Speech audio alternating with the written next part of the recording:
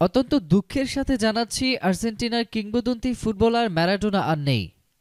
ইন্না লিল্লাহি ওয়া ইন্না ইলাইহি রাজিউন। আজ রাতে হৃদরোগে আক্রান্ত হয়ে মারা যান তিনি। মৃত্যুকালে তার বয়স হয়েছিল ৬০ বছর।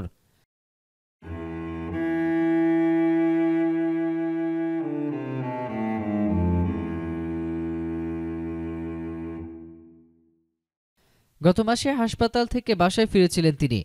এর আগে বেশ কয়েকদিন অসুস্থ ছিলেন ৮৬ এর বিশ্বকাপ জয়ী কিংবদন্তি। বিশ্বের অন্যতম সেরা ক্লাবগুলো মাতিয়েছেন ম্যারাডোনা।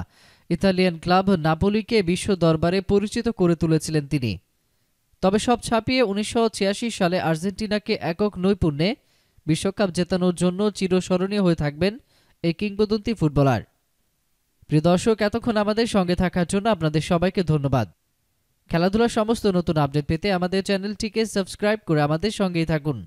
আল্লাহ হাফেজ।